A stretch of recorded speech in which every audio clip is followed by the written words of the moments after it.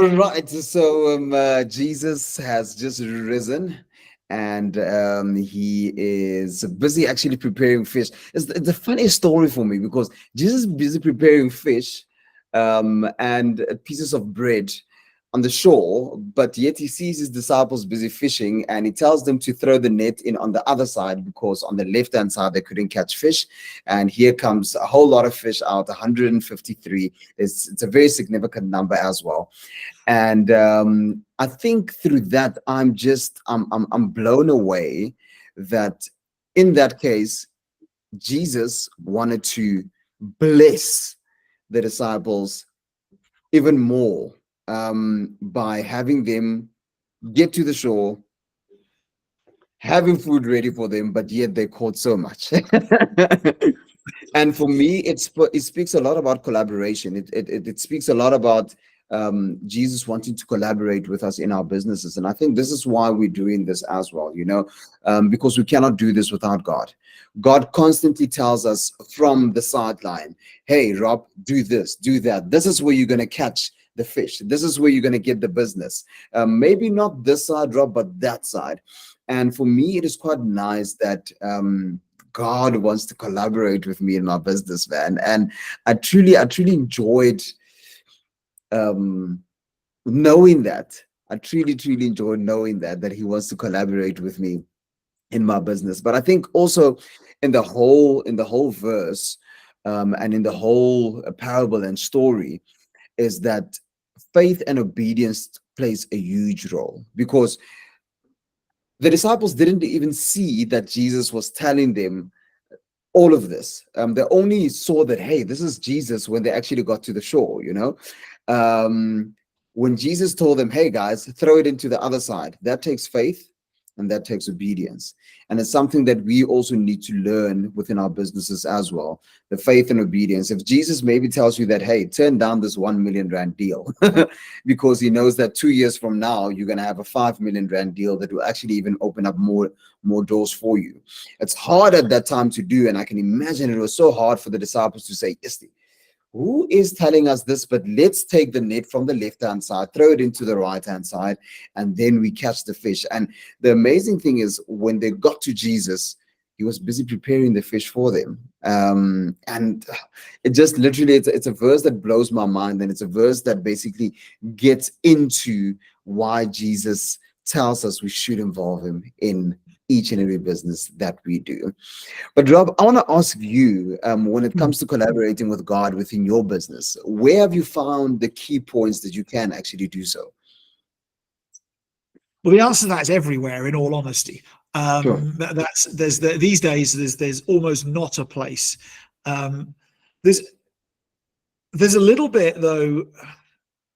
What this brought to me, and this doesn't quite answer the question, but what it was singing to me was hope, right? Oof. When I read through John 21:6 and the verses either side, and I found the number 153, I thought, that's my next 153 customers. Oh. The other thing that I thought was so at the moment I've got a boat and I've got a fishing net and I'm fishing. But it's as easy as just taking my net and casting it in the other side. It doesn't cost me anything. It's free, and it's not like it's going to take time of days, weeks, or months. I literally need to pull the net out on the left and put it in on the right.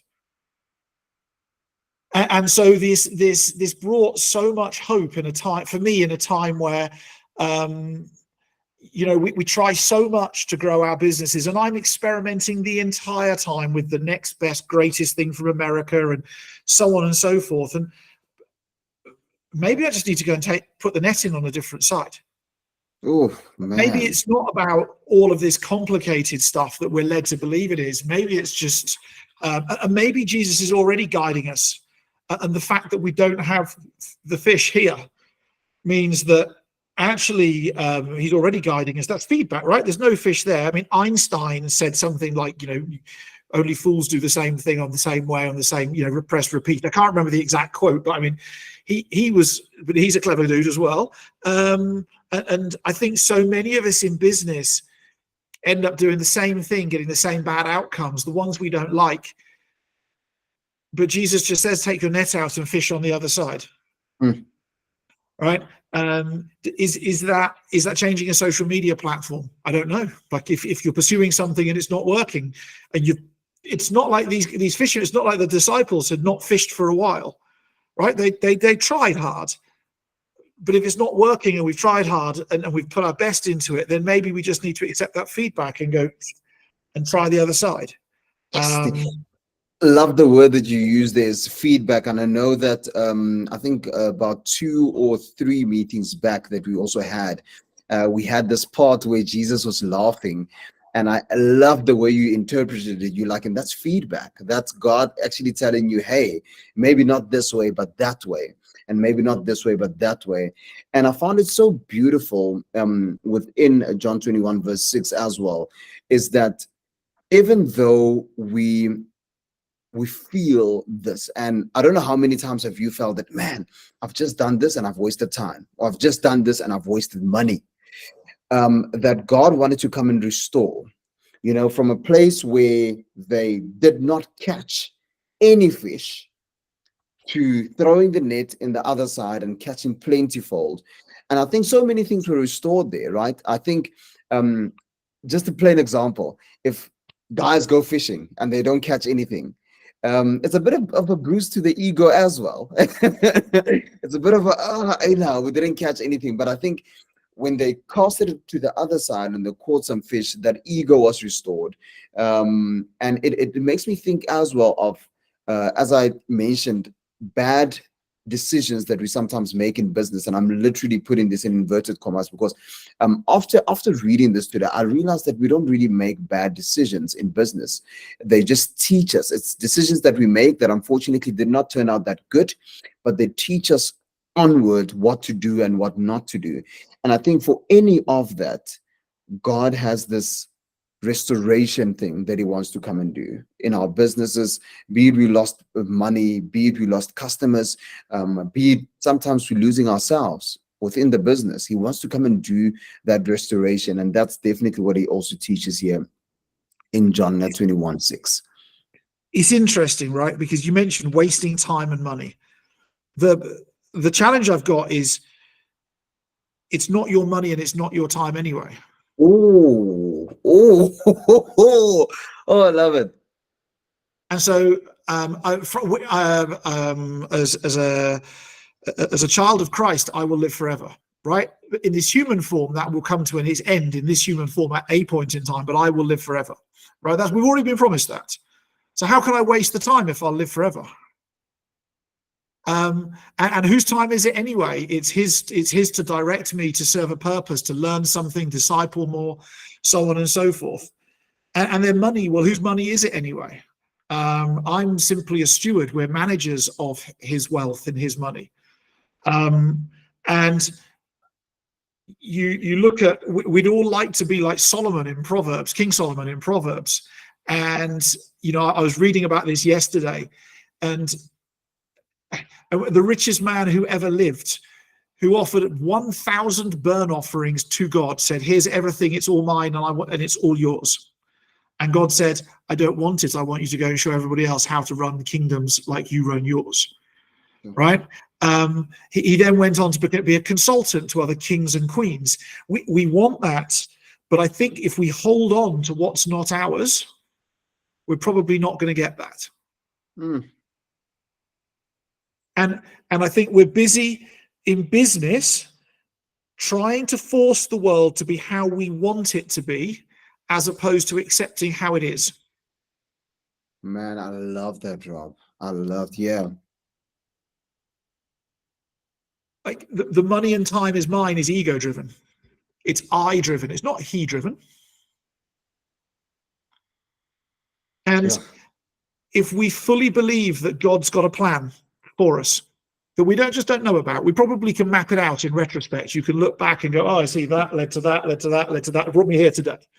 But we can't see it going forward. So we have to have faith and trust in that. You and I wouldn't be sat doing this together here today if you hadn't wasted his money and wasted his time, although you never really waste it, right? Because it's part of his plan. He was actually asking you to spend his time and spend his money in that way to put you here today with me, like he was with me as well. Mm. And so are we really wasting money and time, or are we really accumulating learnings and bruisings? And remember, not all learning is pleasant. Some learning is a punch to the jaw. Indeed, it's a little bit of a hiding. That's it. So like, what would happen if we just accepted how it is as opposed to how we want it to be? Mm. Now that's beautiful. That's beautiful. That's a mind shift for me as I sit here, indeed. Because I think it would definitely require faith as well, and obedience. And it leads me to this last question to you, Rob. Where would you say that you have had to literally act out in faith and act out in obedience, where God has told you that, okay, Rob, not this way, but that way, and you had to go, yo, okay, God, your will be done, but not mine? So for me, I'm living that at the moment. Ooh. And it's two things. Firstly, recognizing some minor yet huge wins that have happened within KingdomPreneur, even though it hasn't gained 500 new members in the past week, which is my human desire, is to get 500 new members in a week. But actually, we've got members who started reading their Bible daily for the first time, somebody whose business is growing, somebody who prayed in public for the first time 6 weeks ago and is just about to double his best month ever in business in September. And he prayed in public for the first time ever 6 weeks ago. But we've got all of these outcomes that are happening. And so for me at the moment, it's letting go of I know roughly what the future of KingdomPreneur looks like. Build it like a church, have multiple services, have some retreats and events, then launch multiple churches, create disciples. I know the business model. But letting go of that and saying he will open the door to the next level of the business model when he's ready, when he believes that I'm trustworthy and I have learned enough to steward this to the next level. 100%. 100%. That for me, I find incredibly hard and challenging right now. But it is, dear God, how should I use the next 30 minutes? What's the best thing for me to do? How do I use this so I can become that steward that you need me to be? And some of that involves sitting at this desk reading my Bible when I think I should be fiddling with something technical or marketing or whatever else. And I find that incredibly hard. But nevertheless, I guess that's the journey and that's faith. Yes. To wrap this up, Rob, one thing that I got from this as well, John 21 verse 6, is a lot of gratitude and contentment. To your point, I think there has to be a part where we are like, okay, God, the 153 is enough, because we know that when we get to you, there's going to be more. And I've literally taken this, and I'm like, this is challenging me to become content. And I think as human beings, we just want. It's, you actually named such a beautiful point. We want more numbers, we want more money in the bank account.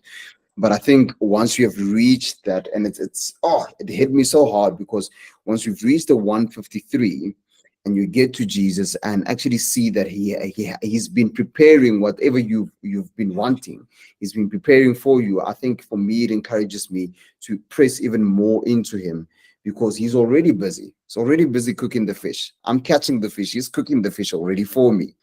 And it encouraged me to literally just press into that as well.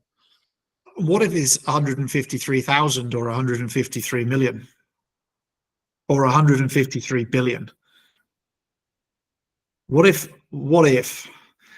right? What if? Is it just 153? I don't know. If it is, that's cool. But what if it's 153,000? Man, I receive it.